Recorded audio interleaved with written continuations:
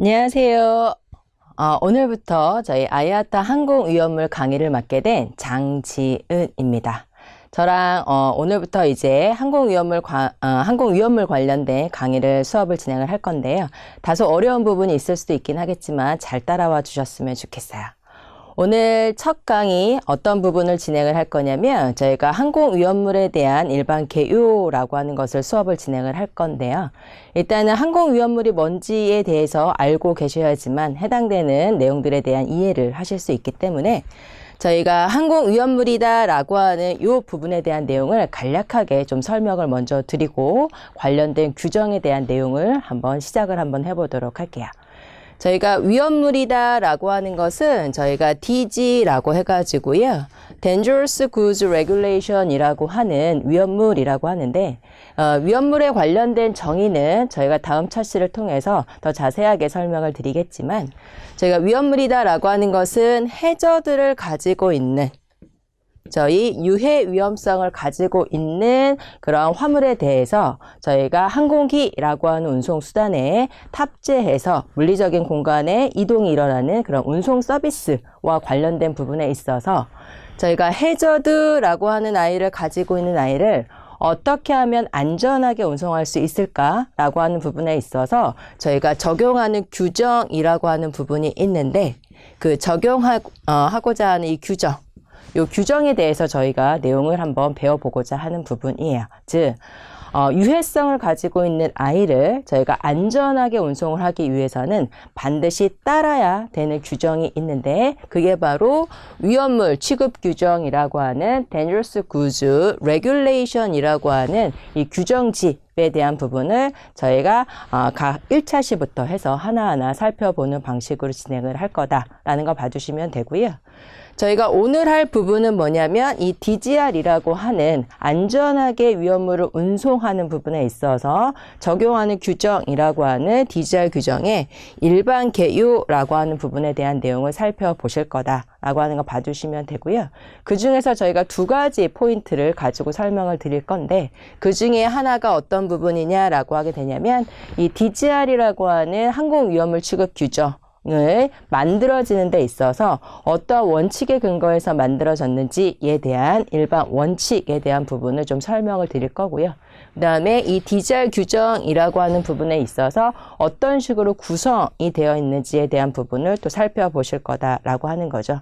실질적으로 저희가 항공위험물을 취급하는 데 있어서는 반드시 저희가 숙지를 하고 적용을 하고 따라야 되는 규정이기 때문에 이 규정이 어떤 식으로 설정이 되어 있는지 어떤 식으로 적용하는지 이해를 하는지에 대한 부분을 저희가 하나하나 살펴보실 거다라고 하는 거 보아주시면 될 것 같아요. 그래서 저희가 어떤 것을 배울지에 대한 부분을 일단 1차적으로 저희가 말씀을 드렸고 그럼 이제 하나하나 내용들을 한번 살펴보는 방식으로 들어가 보도록 할게요.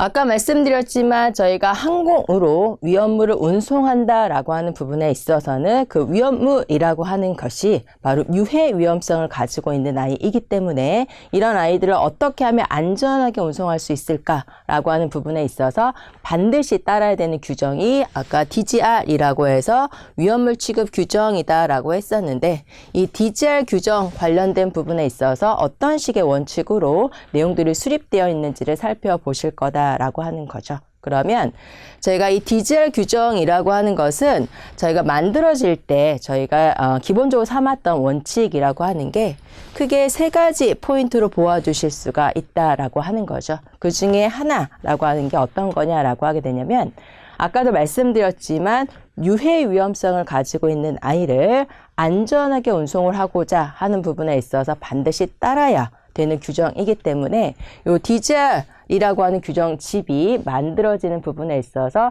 첫 번째 주안점을 두고 간 부분이 뭐냐면 바로 safety라고 하는 부분으로 보아주실 수가 있겠죠. 그래서 안전성 관련된 내용으로 저희가 이해를 해봐 주실 수가 있고요. 그러면 어떻게 하면 안전하게 운송할 수 있을까라고 하는 부분에 있어서 반드시 고려하고 알아봐야 되는 내용들에 대해서 저희가 한번 살펴보실 거고요.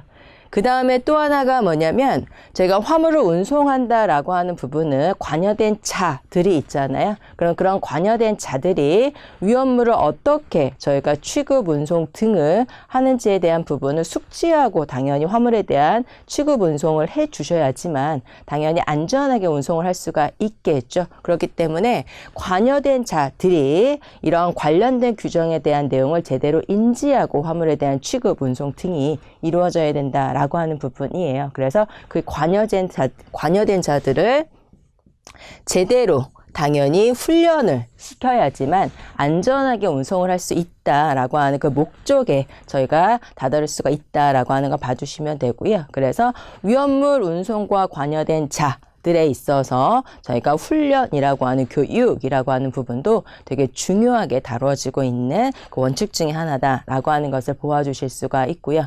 당연히 훈련 관련된 부분에 있어서도 상세하게 저희가 내용들을 좀 이해를 하고 가셔야 된다라고 하는 거 봐주시면 될 것 같고요.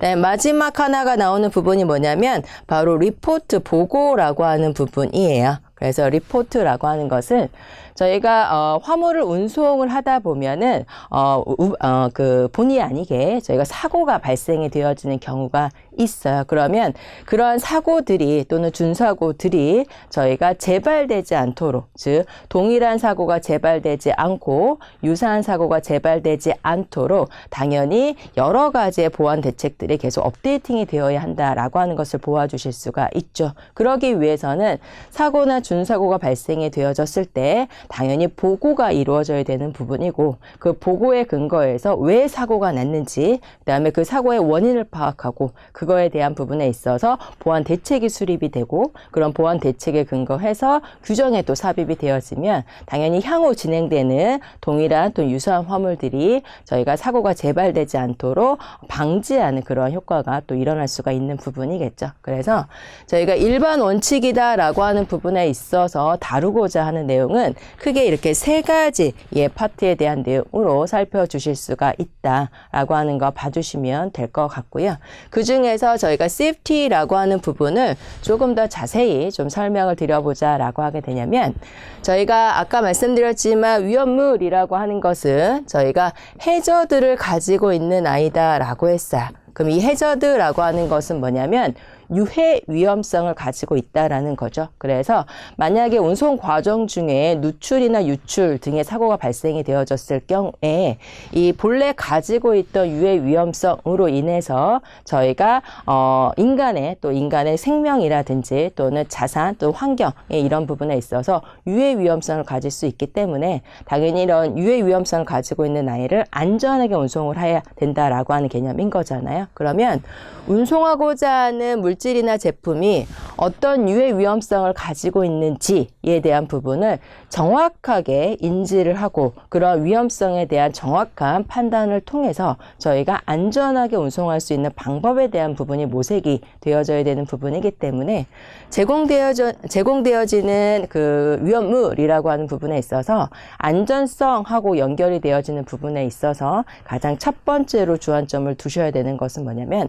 어떠한 위험성을 가지고 있느냐라고 하는 부분에 있어서의 분류가 당연히 중요한 부분이다라고 하는 거죠. 그래서 화물을 제공하는 화주라고 하는 자는 자신이 제공하는 화물에 대해서 가장 잘 아는 자이기 때문에 그 잘 아는 그런 화물에 대한 유해 위험성에 대한 부분이 저희가 DGR이라고 하는 분류 기준에 부합해서 정의에 부합해서 위험물이라고 선언이 되어진다라고 하게 될 경우에는 당연히 위험물로 운송이 되어져야 하기 때문에 제공되는 그 화물에 대한 유해 위험성이라고 하는 분류가 가장 첫 단추가 되어진다라는 것을 보아주실 수가 있겠죠. 안전한 운송을 하기 위해서. 그래서 가장 첫 번째 저희가 고려를 해야 되는 부분이 그 유해 위험성에 대한 부분이고, 위험물별로 유해 위험성을 저희가 클래스 9단계로 나눠지는데 그 9단계로 나눠지는 클래스 관련된 부분도 저희가 앞으로 향후 배우실 부분이다 라고 하는 거 봐주시면 돼요. 그래서 안전하게 운송을 하는 부분에 있어서 당연히 가장 첫 번째로 고려를 해야 되는 부분은 제공된 화물의 유해 위험성을 정확하게 판단하고 분류하셔야 된다라고 하는 부분인 거고요. 이렇게 분류된 아이가 위험물 취급 규정에 근거해서 위험물이야 라고 이렇게 선언이 되어진다라고 하게 될 경우에는 당연히 위험물로 저희가 DGR 규정의 제반사항을 준수해서 운송이 되어져야 되는 부분이에요. 그러면 이렇게 운송이 되어지기 위해서는 반드시 위험물과 관련된 번호와 이름이 있어야 된다라고 하는 거죠. 즉 위험물이야 선언되어져 있으면 이 아이를 이제 운송하기 위해서는 지정된 번호와 그 다음에 이름이라고 하는 부분이 설정이 되어져야 되는 부분이고, 그 다음에 설정되어져 있는 이름과 번호를 근거로 해서 어떻게 포장하고 어떻게 마킹 라벨하고 어떻게 서류를 해서 저희가 운송을 할 거냐, 이 안전성이라고 하는 목적에 맞추어서, 그래서 그런 부분들이 있기 때문에 유해 위험성을 분류하고 나면 그 다음에는 이제 어떻게 저희가 운송을 할 건지에 대한 부분에 있어서 식별을 해 주셔야 된다는 얘기인 거예요. 그래서 저희가 위험물을 안전하게 운송을 하기 위해서는 첫 번째 단계가 제공된 화물의 유해 위험성을 분류하고, 그다음에 그 유해 위험성이 위험물 취급 규정에 부합한다라고 하면 위험물로 운송을 해야 되기 때문에 위험물로 운송을 하기 위해서는 번호와 이름이 지정이 되어져야 되고 어떻게 포장해야 되는지에 대한 부분에 대한 내용도 설정이 되어지는 부분이기 때문에 그러한 내용에 대한 식별이 두 번째로 중요하게 다뤄지고 있다라고 하는 거 보아주실 수가 있는 부분이고요.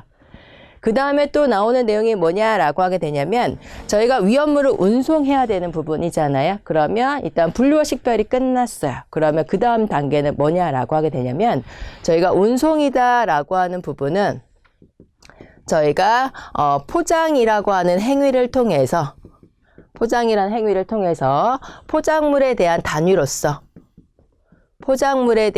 단위로서 저희가 운송이 진행이 되어지는 부분이에요. 그래서 운송을 한다라고 하는 물리적인 공간의 이동이 일어나는 운송 서비스를 제공한다라고 하게 될 경우에는 반드시 해당되는 화물에 대한 포장이라고 하는 부분이 가미가 되어지는 부분인데, 당연히 위험성을 가지고 있는 아이를 포장해서 운송을 한다라고 하는 부분에 있어서는 가장 중요하게 여겨지는 부분이 안전성과 연결되어지는 부분이 바로 포장의 저희 적절성이라고 하는 부분이 연결이 되어질 수가 있는 거죠. 그래서 유해 위험성을 가지고 있는 아이를 안전하게 운송을 하기 위해서는 포장의 적절성이 어마무시 중요하다라고 하는 것을 보아주시면 되고, 그러면 이 포장의 적절성이라고 하는 말을 이해하기 위해서는 당연히 안전하게 운송을 하기 위해서 포장의 적절성을 요한다라고 하면 이 적절성에 대한 스탠다드 기준을 또 수립해 놔야 되는 부분이겠죠. 그래서 저희 DGR이라고 하는 책 안에는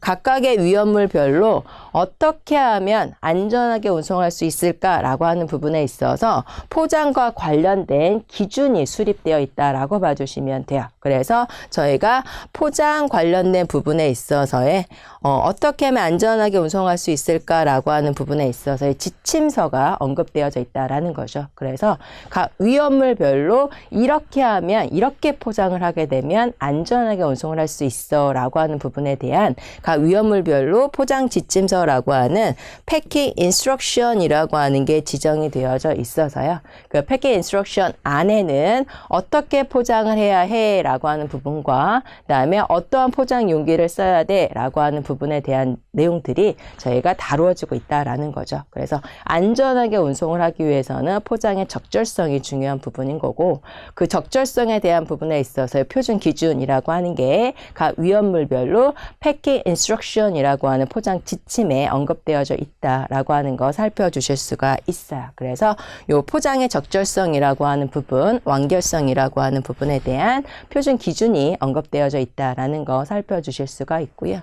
그와 연결이 되어지는 부분 중에 또 하나가 뭐냐면 저희가 안전하게 운송을 한다라고 하는 부분에 있어서는 포장의 적절성도 중요한데 또 하나가 뭐냐면 아까 포장물 단위로 운송을 한다라고 말씀을 드렸었잖아요. 그렇기 때문에 하나의 포장물 안에 담길 수 있는 최대 허용치의 양이라는 게 또 별도로 수립이 되어 있다라고 하는 것을 보아주실 수가 있는 거죠. 그래서 저희가 결론적으로 이야기하자라고 하면 안전하게 운송을 한다라고 하는 부분에 있어서는 포장의 적절성, 완결성이 되게 중요한데 그렇게 그 기준을 준수하기 위해서는 적용해야 되는 PI라고 하는 패킹 인스트럭션이라고 하는 게 있고 그 패킹 인스트럭션 안에는 어떻게 포장해 라고 하는 방법과 그다음에 어떠한 포장체, 포장 용기를 사용해서 포장을 해야 돼 라고 하는 부분에 대한 내용과 또 하나 중요한 부분이 얼마 양을 담아서 운송을 해야 돼 라고 하는 부분에 있어서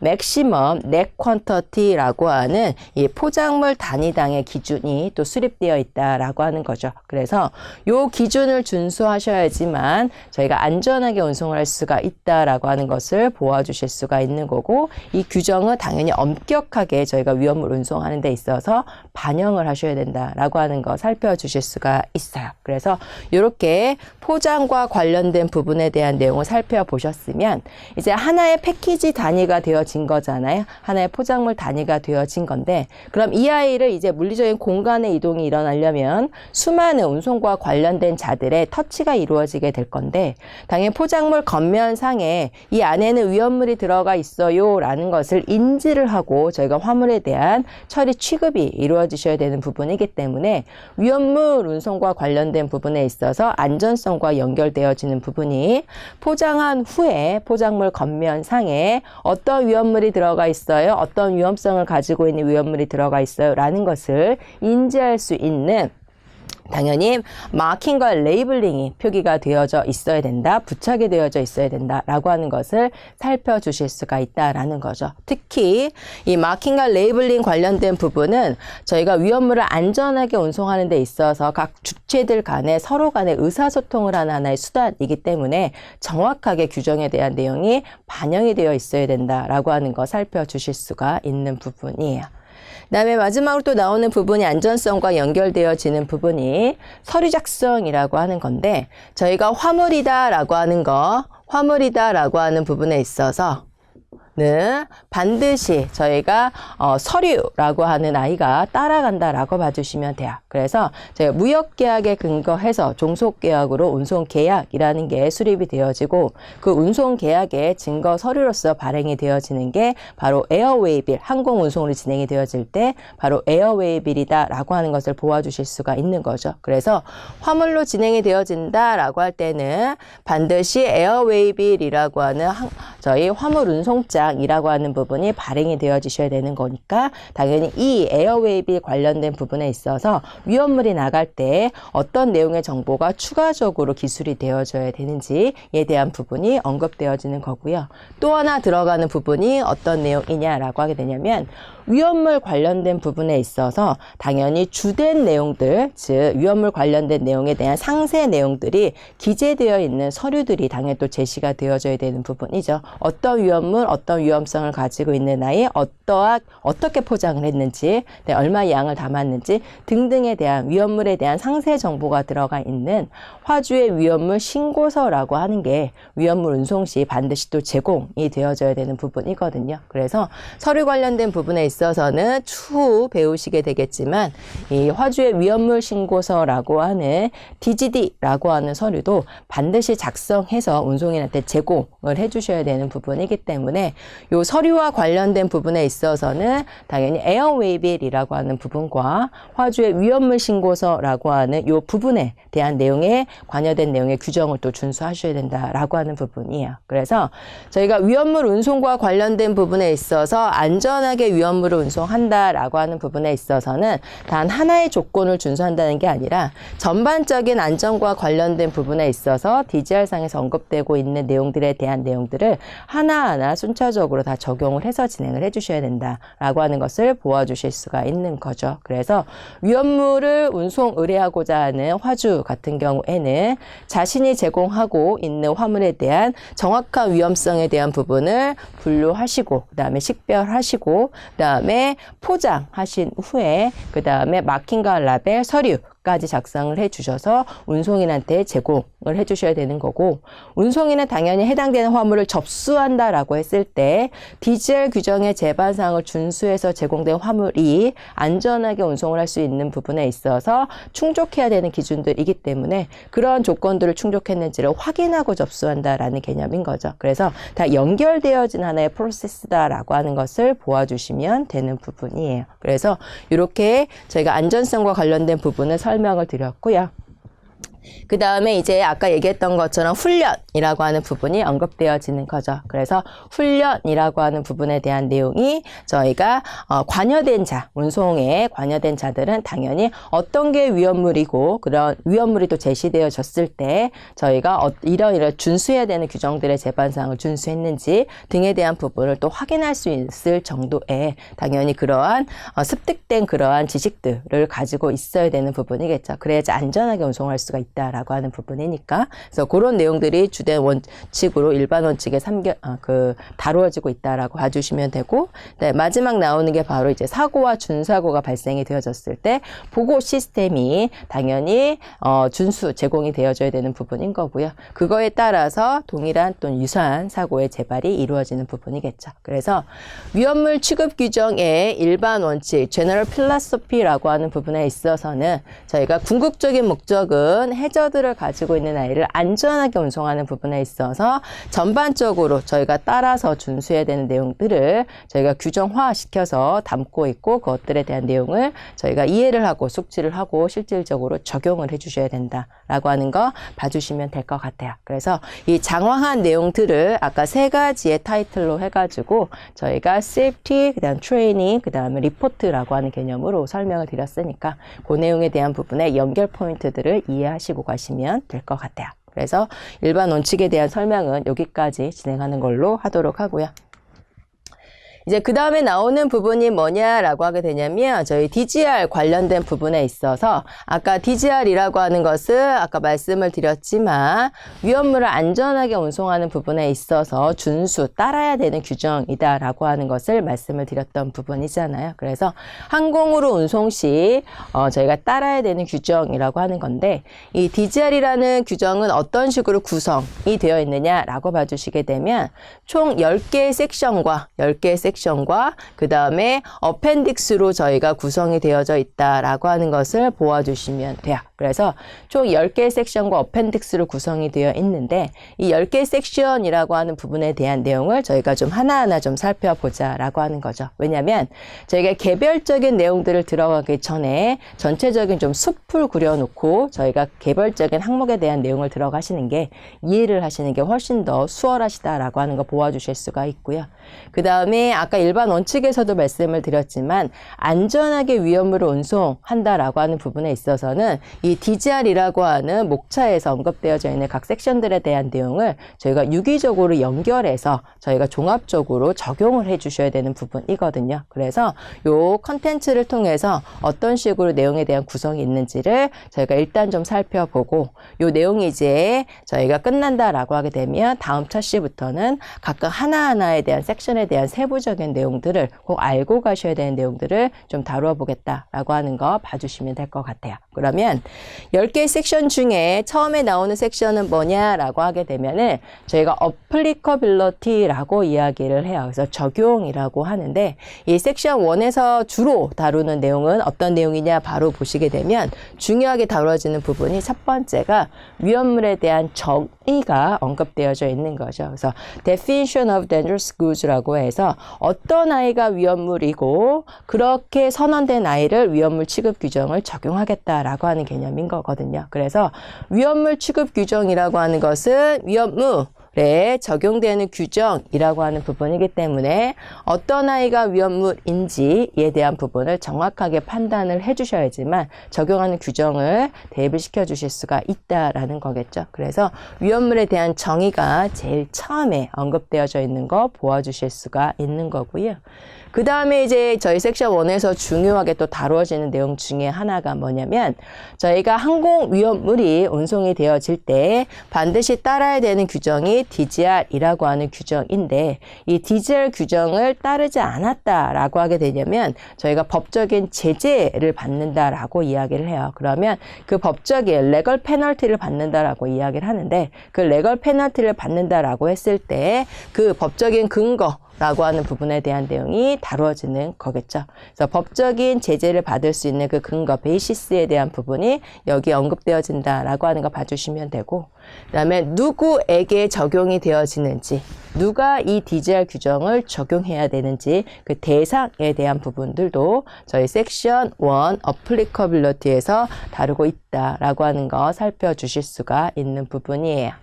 그 다음에 또 중요하게 다루어지는 부분이 뭐냐면 쉬퍼와 오퍼레이터의 책임이라고 하는 게 언급되어져 있죠. 그래서 제가 위험물 운송하는 부분에 있어서 중요하게 저희 그 책임에 있어서 가장 중요한 첫 단추는 뭐냐라고 하는 것은 바로 쉬퍼의 책임이라고 하는 거죠. 왜냐하면 쉬퍼가 운송 의뢰를 하는 거잖아요. 그러면 자신이 제공하는 위험물에 대해서 가장 잘 아는 자이기 때문에 그 가장 잘 아는 자가 위험물 취급 규정에 부합하는 위험물인지에 대한 부분에 있어서 분류식별을 해서 운송인한테 제공을 해주셔야 되는 부분인 거고 정보에 대한 제공이 필요한 거고 그 다음에 위험물이다 선언된 아이는 DGR 규정에 근거해서 저희가 식별, 포장, 마켓, 라벨, 서류를 완벽하게 규정 준수, 제반상을 준수한 아이를 운송인한테 제공을 해주셔야 되는 부분이기 때문에 요 쉬퍼의 책임에 대한 부분이 가장 기본적으로 전제적으로 이해를 하고 가셔야 되는 부분이다라는 거고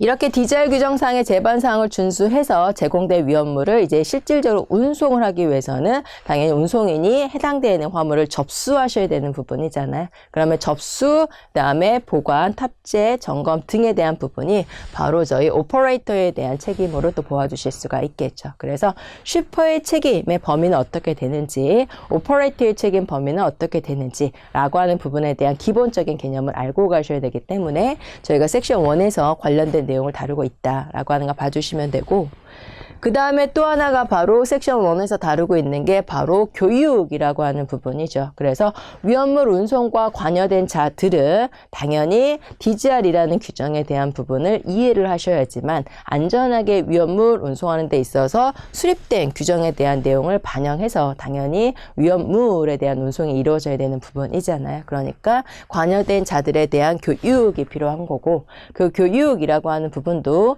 어떠한 직무를 수행하느냐에 따라서 그 역량에 따라서 당연히 제대로 된 업무를 수행을 하셔야 되는 부분이기 때문에 그러한 내용을 근거로 해서 교육이 이루어지고 있다라고 하는 것을 보아주시면 되는 부분이겠죠. 그 다음에 나오는 부분이 이제 마지막에 아까 우리 제너럴 필라소피에서도 보셨지만 사고가 또는 준사고가 발생이 되어졌다라고 했을 때 당연히 보고가 이루어져야 되는 부분이고 동일한 유사한 사고가 재발되지 않아야 되는 부분이기 때문에 관여된 규정도 있겠죠. 누구에게 보고를 해야 되는지 등에 대한 부분, 누가 보고를 해야 되는지 등에 대한 부분에 대한 내용이 규정상에 언급되어 있다라고 하는 거 봐주시면 되는 거죠. 그래서 섹션 1은 이러한 내용들이 다루어져 있다라고 하는 것을 보아주시면 될 것 같고 저희가 다음 차시는 이 섹션 1에 대한 내용으로 저희 살펴보실 거다라고 하는 거고 지금 말씀드린 내용에 근거로 해서 중요한 부분들이 다루어질 거다라고 하는 거 봐주시면 돼요. 그 다음에 이제 두 번째 섹션 2 limitation이라고 하는 부분은 어떤 내용이 다루어지는 거냐라고 하게 되냐면 저희가 위험물이다라고 하는 부분에 있어서는 너무나 불완전해서 운송 시 접할 수 있는 외부 환경에 의해서 쉽게 위험성이 발현이 되어진다라고 하면 절대 운송하시면 안 되는 부분이겠죠. 그래서 그 절대 운송 금지 위험물이라고 하는 운송 금지 위험물에 대한 부분에 있어서 정의 등이 또 수립되어져 있거든요. 그래서 저희가 운송 금지 위험물이라고 하는 forbidden이라고 하는 부분에 대한 내용을 또 살펴보실 거다라고 하는 거고요. 그 다음에 또 하나 나오는 부분이 뭐냐라고 하게 되냐면 hidden DG라고 이야기를 하는데 그 hidden DG라고 하는 부분은 뭐냐 라고 하면 숨어있는 위험물이라고 하는 개념이잖아요. 이 숨어있는 위험물이라고 하는 것은 화주가 화물을 예약할 때 저희가 아이템의 명으로만 봤을 때는 딱 위험물이야 라고 선언하기는 어렵지만 그 안에 구성되어 있는 세부 아이템을 보았을 때는 위험물로 분류되어질 수 있는 아이도 있다라고 하는 거예요. 그러면 그런 것들을 판단하고 판독할 수 있는 그러한 기초 교육은 또 받으셔야 되는 부분이고, 어떤 아이가 또 이런 아이들에 속하는지에 대한 부분을 또 인지를 하고 저희가 화물에 대한 처리가 이루어져야 되는 부분이라서 히든 디지로 저희가 분류될 수 있는 아이들은 어떤 것들이 있는지에 대한 부분을 저희가 살펴보겠다라고 하는 거 봐주시면 되고요. 그 다음에 뭐 승객과 승무원, 우편물 같은 경우에는 원래 위험물 운송할 수가 없어요. 하지만 예외적으로 가능하다라고 하는 부분들이 여기에 언급되어져 있는 것을 살펴주실 수가 있다라고 하는 거 봐주시면 되는 거죠. 그래서 이러한 내용들이 섹션 2에서 언급되어지는 거 보아주실 수가 있고요. 더 나아가서 하나만 좀 더 보고 가자라고 하면 제가 위험물 취급 규정은 당연히 준수를 하셔야 되는 거고요. 위험물 운송을 할 때. 그 다음에 더 안전한 위험물 운송을 위해서 저희 국가나 항공사가 또 추가적으로 요구하는 그러한 베리에이션이라고 하는 변경 조항도 있거든요. 그러면 그러한 조항들도 당연히 준수해서 운송을 하셔야 되는 부분이기 때문에 그런 것들에 대한 내용에 대한 부분도 바로 섹션 2에서 다뤄지고 있다라고 하는 거 봐주시면 되고, 그 다음에 섹션 3 같은 경우에는 저희가 분류, 클래시피케이션이라고 이야기를 하는데, 위험물이라고 하는 것은 클래스 1부터 클래스 9까지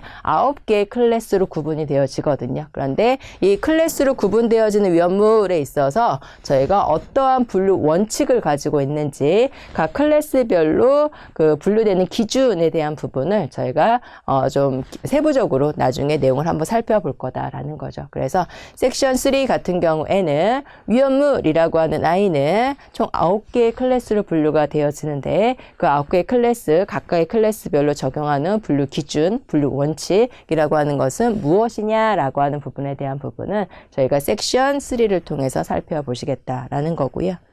다음에 섹션 4 같은 경우에는 유해 위험성을 가지고 있는 아이를 저희 섹션 3에 근거해서 분류하셨다라고 하시고, 그다음 위험물 취급 규정에 부합하는 정의에 속한다라고 하게 되면 위험물로 운송을 하셔야 되는 부분이잖아요. 그럼 위험물로 운송하기 위해서는 식별이라고 하는 부분, 이름과 번호가 지정이 되어져서 운송을 하신다라고 말씀을 드렸던 부분인 거니까 그 위험물에 있어서의 식별과 관련된 부분에 대한 내용 살펴보실 거고, 여기에서 중요한 부분은 바로 위험물 목록이라고 하는 부분이에요. 그래서 위험물 목록이라고 하는 것은 등록되어 있는 위험물 관련해서 어떻게 운송을 해야 돼요 라고 하는 부분에 대한 내용이 상세 기술되어 있는 정보인데, 우리가 흔히 블루 페이지라고 하는데 그 내용을 어떻게 읽어낼 거냐라고 하는 부분에 대한 내용을 좀 살펴볼 거다라고 하는 거 봐주시면 되고요.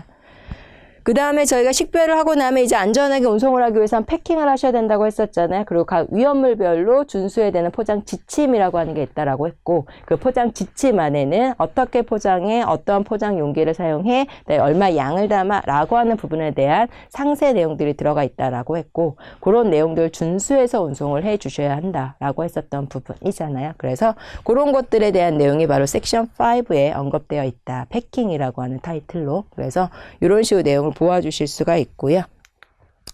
그 다음에 섹션 6 같은 경우에는 위험물이라고 하는 아이를 저희가 포장이라는 행위를 통해서 포장물의 단위로 운송을 하게 되는데, 사용하는 포장재 같은 경우도 유해 위험성을 가지고 있는 아이니까 당연히 허접한 용기에 담아서 포장을 하시면 안 되겠죠. 그래서 당연히 견고성과 그 다음에 그런 재질에 있어서 좋은 재질을 사용해서 그러한 사용되어지는 그런 용기를 저희가 사용해서 포장을 해주셔야 되는 부분인데, 위험물을 담을 수 있는 용기 관련된 부분에 있어서 규격과 그 다음에 갖추어야 되는 성능검사 기준이라고 하는 게 바로 섹션 6에서 언급되어 있다라고 하는 거 봐주시면 되고요. 이 성능검사 기준을 통과한 그러한 유해 용기를 어떻게 식별할 건지에 대한 부분을 저희가 추후 살펴볼 거다라고 하는 거 봐주시면 되고, 섹션 7 같은 경우에는 마킹 라벨, 아까 말씀드렸던 것처럼 위험물을 담고 있는 포장물이다. 반드시 겉면상에 마킹 라벨을 통해서 어떤 위험성을 가지고 있는 위험물이 담겨져 있는 아이이다 라는 것을 인지하고 운송을 하셔야 되는 부분이기 때문에 관련된 규정이 언급되어 있다. 섹션 7에서. 그 다음에 저희가 섹션 8 같은 경우에는 아까 말씀드렸지만 화물로 운송이 되어진다 라고 했을 때 반드시 에어웨이 빌이라고 하는 항공화물 운송장이 발행이 되어지고 위험물이라고 하는 아이가 나가니까 이 에어웨이 빌 상에 추가적으로 기재를 해야 되는 사항은 뭐가 있는지에 대한 부분을 살펴보실 거고, 위험물에 대한 화주의 위험물 신고서라고 하는 상세 정보가 담겨져 있는 서류도 제공이 되셔야 된다라는 거죠. 그러면 어떻게 작성할 건지에 대한 부분이 섹션 8에 언급되어 있다라는 거 봐주시면 되고요.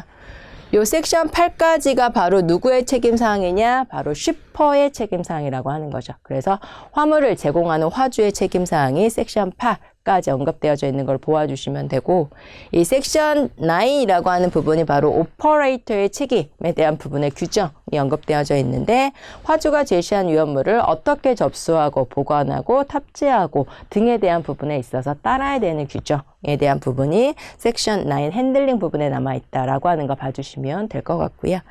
네, 마지막 섹션 9이라고 하는, 섹션 10이라고 하는 것은 방사선 물질이에요. 그래서 방사선 물질 같은 경우에는 저희가 어떻게 운송을 해야 되는지에 대한 부분의 세부 사항을 섹션 10에서 별도로 다루고 있다라고 하는 거 봐주시면 되고, 이 말은 뭐냐면 비방사선 물질, 방사선 물질이 아닌 아이 같은 경우에는 섹션 1부터 섹션 9까지의 규정을 준수하시는 거고, 방사선 물질에 한해서는 섹션 10에서 별도로 집약적으로 관련된 규정을 적용하고 있으니까 그거를 따르셔야 된다라고 하는 거 봐주시면 되는 부분이죠. 그래서 이렇게 총 10개 섹션으로 DGR은 구성이 되어 있다라고 하는 거 봐주시면 될 것 같고요.